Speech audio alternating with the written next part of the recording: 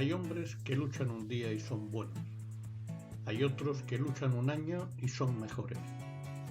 Hay quienes luchan muchos años y son muy buenos.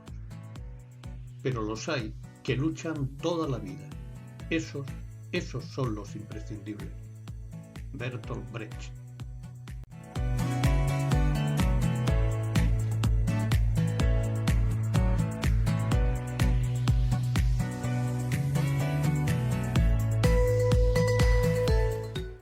La mujer que hoy nos acompaña es una de las voces más cualificadas de nuestra ciudad. Es una de esas voces imprescindibles que demanda honestidad y transparencia en la vida política y que sigue peleando por conseguir un modelo de ciudad sostenible y habitable donde la cultura y el trato que tengamos con nuestro patrimonio sea mucho mejor de lo que actualmente estamos haciendo. Bienvenidos a un nuevo programa de Voces Imprescindibles. Hoy nos acompaña la profesora titular del Departamento de Historia Moderna y Contemporánea, doña Lucía Prieto Borrego.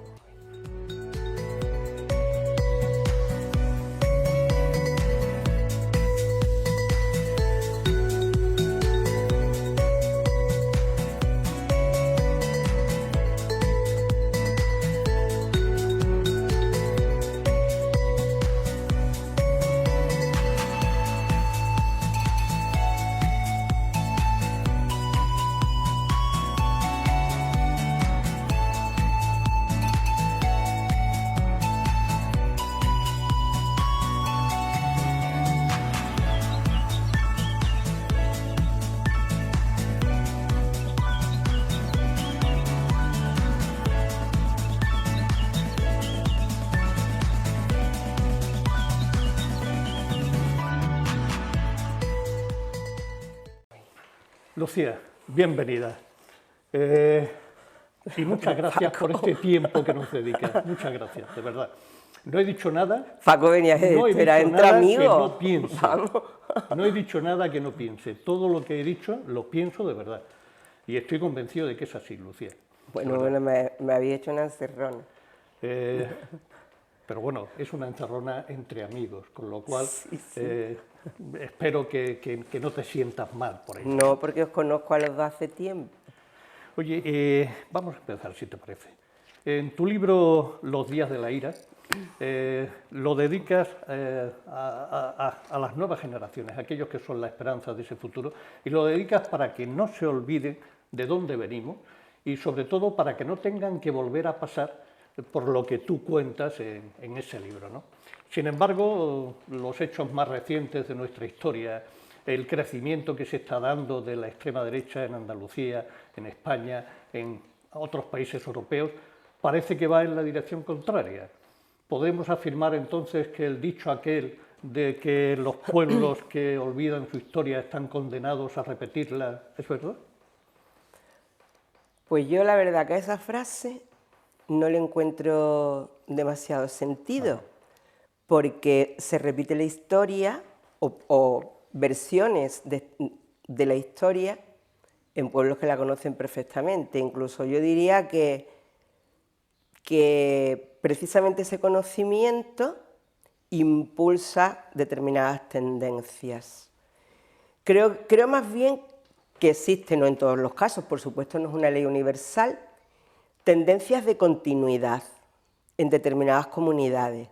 Pues lo que está pasando en Europa creo que es bastante significativo lo que está ocurriendo en Europa. Países como las repúblicas bálticas, Hungría, Polonia, Eslovaquia, la República Checa, son estados fallidos después de la Primera Guerra Mundial, con experiencias democráticas muy débiles y una tendencia atávica al autoritarismo, ¿no? Y están desarrollando los movimientos más potentes de la extrema derecha europea, ¿no? Hasta el punto que desde 2004 conocemos el fenómeno de que su incorporación al Parlamento Europeo lo que ha hecho importar son los movimientos ultranacionalistas y ultraderechistas, que es la herencia que traen pues desde el Imperio Austrohúngaro, si quiere, y desde su historia. Y esos pueblos conocen su historia, pero yo creo que más aleccionador es el caso de Putin. Al fin y al cabo, lo que Putin está llevando a cabo es el proyecto expansionista, primero del Imperio ruso y después de Stalin. Repite la misma obsesión paneslavista, ¿no? Sigue siendo la obsesión recurrente del imperio paneslavo. Tiene un intelectual orgánico, como conocemos Dugin, partidario del euroasiatismo y del expansionismo hacia el Atlántico. Eso no es una tendencia nueva, eso es una tendencia darle continuidad que más bien creo que existen comunidades que tienen una tendencia a la continuidad. No, ya te digo que no es una ley universal, ¿no? Por el contrario, opongo a esto, pues la tradición democrática, liberal y democrática de Europa, en la que yo confío que frenará esta tendencia que al fin y al cabo espero que sea pendular, ¿no? Claro, es lo que tú decías hace un momento, que hay profundización democrática, lo que nos falta en muchos casos, ¿no? Sí, nos falta, yo creo que nos falta, que no sé si te refieres en concreto, falta desarrollar la democracia y defenderla de estos embates, pero hay que desarrollar la democracia y desarrollarla socialmente, no solo desde un punto de vista filosófico o teórico. Los valores democráticos no son democráticos, sino son sociales. Indudablemente, indudablemente. Bueno, si te parece, vamos a bajar a nuestra historia local, nuestra historia local, porque tenerte aquí es una invitación a dar un cierto repaso a nuestra historia más reciente, ¿no? Después de que ya por fin la dictadura acabase, los gobiernos democráticos, los primeros 12 años de los gobiernos democráticos, nos llevaron a una serie de obras, de proyectos, de cuestiones que fueron realmente muy importantes para Marbella y San Pedro. Los primeros gobiernos de izquierda llevaron a cabo pues, obras como fue toda la urbanización de los ensanches, tanto de San Pedro como de Marbella, fue el momento del Palacio de Exposiciones y Congresos, el momento del Hospital Comarcal, fueron los momentos de creación de la mayor parte de los centros de primaria, de secundaria, fue aquella obra impresionante de la Universidad Popular. Es decir, fueron una serie de cuestiones tremendamente significativas para nosotros, ¿no? Lo que te iba a preguntar, ¿qué queda de todo aquello? Y si crees que la izquierda actual tiene la misma energía que aquella izquierda de los primeros años. Hasta que... ¿Ahí para qué? No. Bueno, vamos a ir por partes. Vamos a ir por partes. Ha pasado mucho tiempo, la realidad actual no es aquella realidad. Entonces, hay que procesarlo primeramente desde esa perspectiva. De las realizaciones que me dice, yo creo que no hace falta, no es discutible, ¿no?, por nadie que queda la Escuela de Idiomas, que queda el Conservatorio de Música, el resto de la infraestructura y servicios pues son los propios de una ciudad con las características de Marbella. Creo que son responsabilidad la educación y la sanidad de las políticas autonómicas. Sí. Y si me preguntas por la Universidad Popular en concreto, pues la verdad que es algo que no me gusta verlo desde la nostalgia, puesto que yo he trabajado allí 25 años y me vine en 2011, cuando ya decididamente opté por quedarme a dar clases en la universidad. La Universidad Popular del 82 respondía a un modelo de sociedad que demandaba programas formativos, sociabilidad consciente. ¿Qué te voy a decir? Si yo te conocí allí, ¿no?, y aprendí de vosotros. No sé si aquel proyecto es el mismo que el de ahora. Aquel proyecto respondía a unas necesidades y tal y como yo lo conocí, trabajaba con diagnósticos según el método sociológico. Cuando se montaba un curso o se montaba un programa, se montaba porque había una necesidad y cuando se quitaba era porque esa necesidad o había pasado o habría que cubrir otra necesidad. Esos programas, puesto que son un dinero público bastante sólido, es un presupuesto muy abultado, ya lo era en los años 80, esos programas se evaluaban, que no es lo mismo que controlar. Controlar implica inspeccionar para que no caer bajo sospecha. Nosotros éramos muy críticos con aquel control político, pero nunca nos negamos al control didáctico ni pedagógico, porque los docentes tenemos que renovar continuamente en función de la evaluación. Y aquellos proyectos anualmente se evaluaban. Los profesores tenían que pasar una evaluación, los programas también. Yo no sé si eso se hace ahora. Si eso no se hace ahora, esa no es la Universidad Popular del 82. Esto es otra cosa. Yeah. Y de su vocación social tengo dudas. El hecho de que hayamos vivido una cosa que en un momento nos pareció maravillosa, no quiere decir que eso sea maravilloso siempre. Totalmente de acuerdo. Y además he hecho en falta evaluación de todas las cosas que se hacen, porque si no evalúas, ¿cómo vas a poder mejorar? No es una crítica, ¿no? Es una reflexión, porque hablamos en un margen de tiempo y entonces lo que para entonces pudo ser, que también tenía sus problemas, ¿no?, válido, pues ahora lo sigue siendo igual, ¿no?, porque hay gente a la que la Universidad Popular da un gran servicio, ¿no?, pero yo creo que ese capital humano y esa infraestructura y esa experiencia de 40 años tiene muchísimo más potencial. Desde luego. Oye, ¿y esa energía de la izquierda? ¿La sigues viendo? Es verdad, ya se me había olvidado esa pregunta. La verdad, yo no creo que haya izquierda en Marbella. Creo que la izquierda en Marbella empezó a desaparecer cuando el 26 de mayo del 91, aquel pelotazo, aquel sistema absorbió al PSOE y lo corrompió, entonces llegó a formar parte de aquello. Izquierda Unida mantuvo un papel digno, pero poco a poco la izquierda se ha ido invisibilizando. La situación actual es que no hay ni un solo concejal a la izquierda del PSOE. Pero a mí me parece mucho peor que no haya izquierda el que no haya oposición. Claro. Yo es que lo que creo es que en Marbella no hay oposición. Claro. Eso es lo que me aterra. Y cuando no hay oposición es, de alguna manera, asentimiento con lo que hay.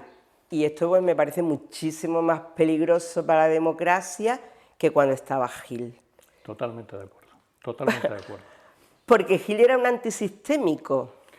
Vamos a entrar ahora con Gil. Ay, vamos sí, también. Sí. Después de las elecciones del 91 vino aquella apabullante victoria del gilismo. Tuvo una mayoría que se repitió después en el 95, en el 99, en el 2003... Es decir, fueron 4 veces de repetición. ¿Qué nos queda realmente de aquellos 15 años largos de etapa del gilismo? ¿Y por qué crees tú que... Te voy a hacer varias preguntas, aunque luego te las pueda ir matizando. Sí, ¿Por qué crees tú que se produjo realmente la caída del gilismo? Hemos hecho, la gente de Marbella y la gente de San Pedro, hemos hecho suficiente autocrítica de lo que pasó entonces. ¿Y cómo es posible que aquello pasara? Vamos a empezar por ahí, si te parece. ¿Cómo es posible que aquello pasara? Bueno, pues vamos a ver. Yo, siempre tiendo a ver las cosas en perspectiva histórica. Gil fue un fenómeno que supuso la irrupción en política de criterios empresariales. Él lo dijo muy claramente. Yo me presento a las elecciones porque mi patrimonio está en peligro y vengo a salvar mi patrimonio. Eso son declaraciones que, Sí, además lo que repetía hizo, continuamente. que lo repetía continuamente. Decía, yo vengo a ganar dinero, pero también voy a hacer que lo ganéis vosotros.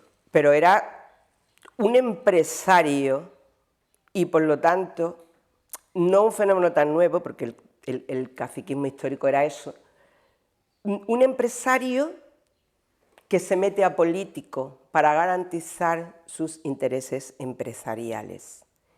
Eso da lugar a el desplazamiento de la política sustituida por la gestión y sustituida por unos intereses concretos. Es algo sumamente peligroso porque en Gil hubo una tendencia, a mí personalmente me parece muy peligrosa para la democracia, y era la orientación a difuminar la separación entre la izquierda y la derecha. Partidos que no son ni izquierda ni son de derecha. Esa difuminación es muy peligrosa porque supone la sustitución de la gestión y de la consecución de objetivos inmediatos y el desplazamiento de valores universales que son objeto de debate político. Pero el fenómeno Gil no es único, tiene un espejo en Berlusconi. La experiencia de Berlusconi en Italia es muy, muy parecida a la de Gil.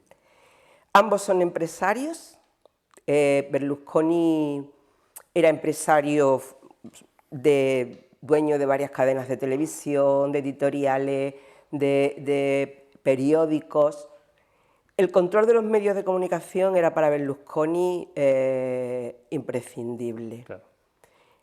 Era un empresario y también él dijo públicamente que su intención era el desplazamiento de la política por la gestión empresarial y, por lo tanto, el desplazamiento de la ideología.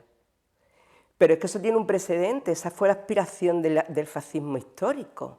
El fascismo histórico, su pretensión era la superación de las ideologías contrarias, porque esas ideologías se fundamentaban en las clases y las clases se enfrentaban. Y ese argumento del fascismo histórico está en estas experiencias que, al desplazar el debate político y ser sustituido por otras categorías, hacen inútiles las instituciones representativas, hacen inútiles el Parlamento y, por tanto, permiten legitimar el cuestionamiento de la democracia. Claro. Eso es realmente peligroso. Claro.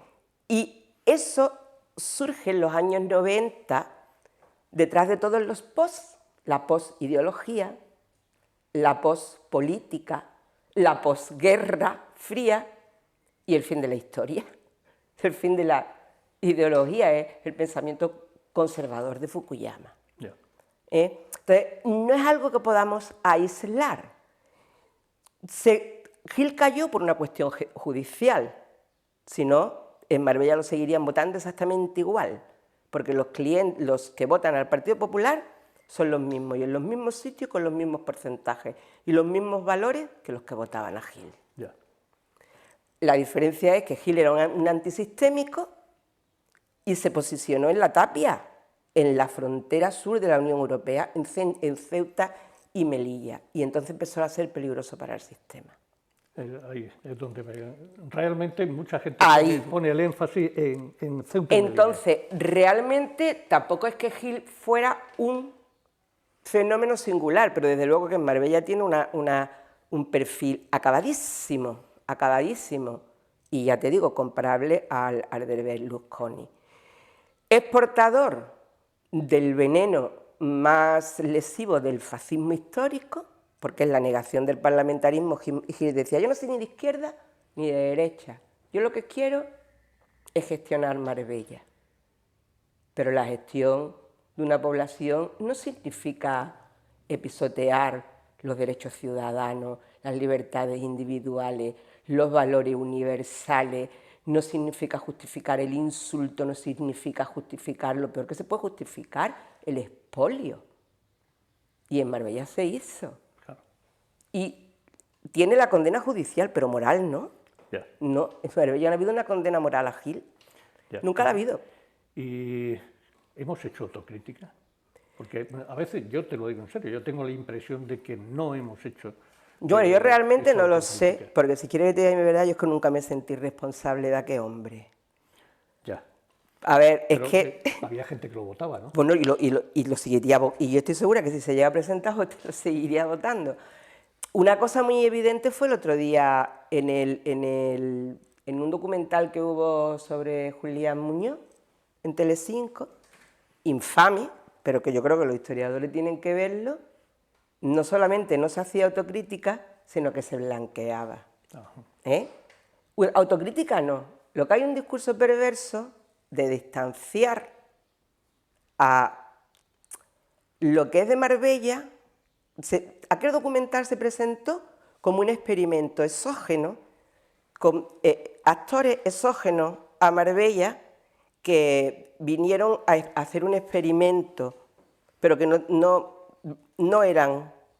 salían de aquí. Y eso es totalmente incierto, vamos.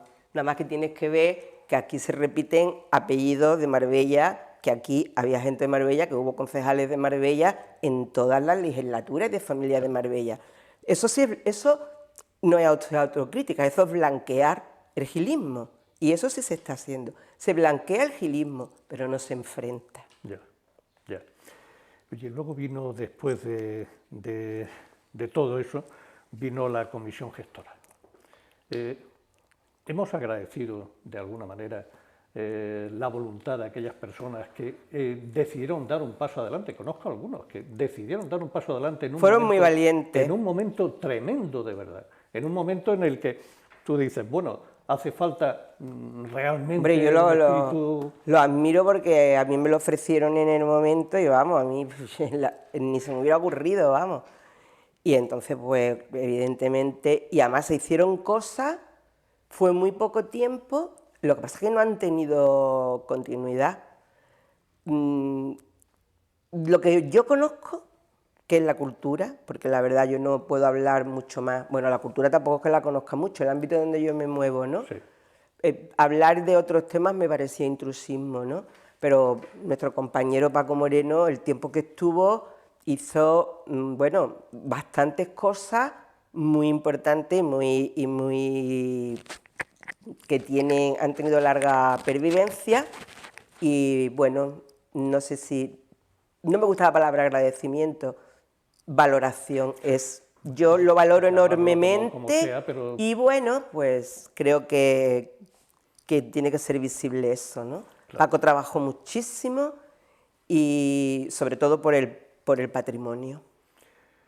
Y que en esos momentos lo primero que se planteaba es una cierta recuperación moral de la situación. Cívica, era por lo menos que en eso había la ilusión del Partido Popular, porque también todos los partidos que intervinieron en la gestora tenían una voluntad cívica en ese momento. Claro. Y eso es muy, muy valorable. Claro.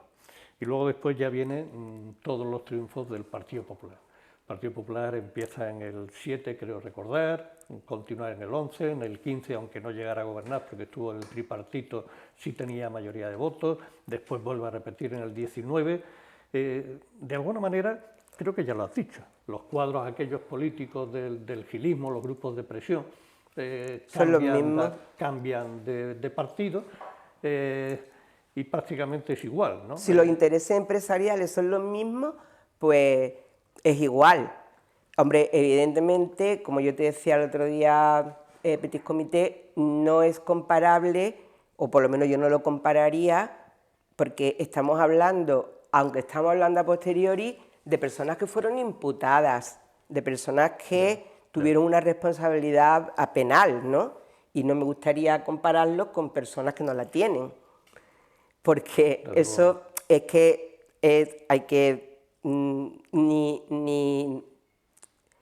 Una cosa es la práctica política, con la que se puede estar de acuerdo o no, yo no estoy de acuerdo, o bueno, no de acuerdo totalmente, no estoy de acuerdo con una gran parte de la gestión política, fundamentalmente en lo que se refiere al patrimonio, no estoy de acuerdo.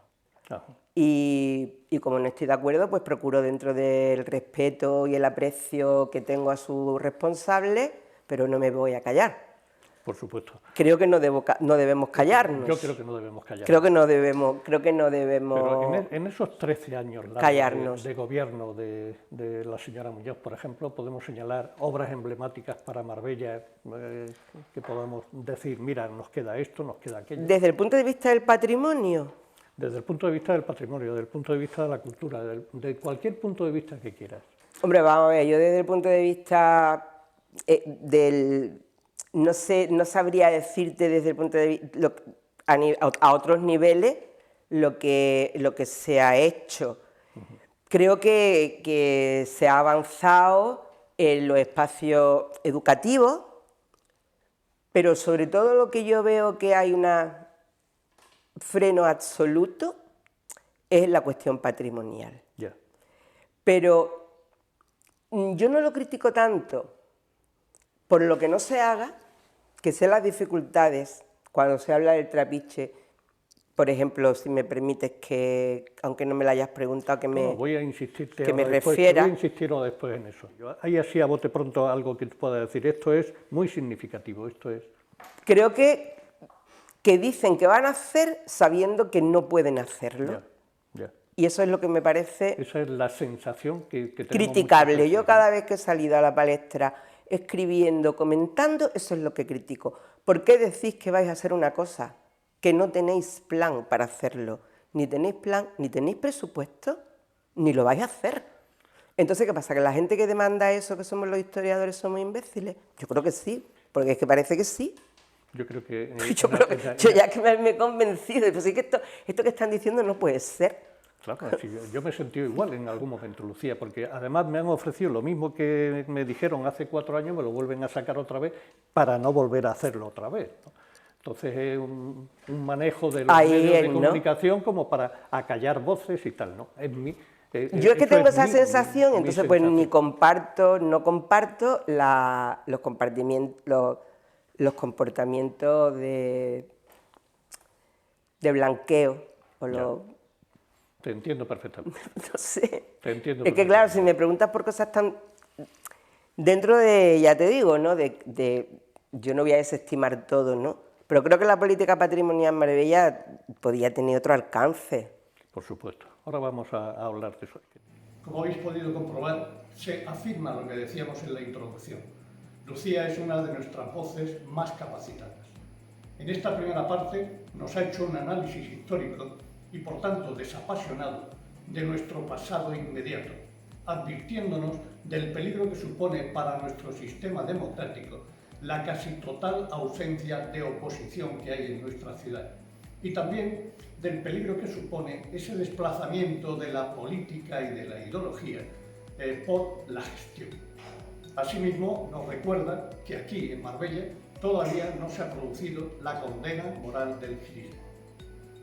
En la segunda parte se va a centrar sobre todo en la importancia que tiene cuidar nuestro patrimonio, especialmente el casco antiguo, y nos habla también de la importante labor educativa que queda por desarrollar. En cualquiera de las preguntas ella habla con muchísima claridad, mojándose, pero manteniendo siempre esa elegancia que la caracteriza.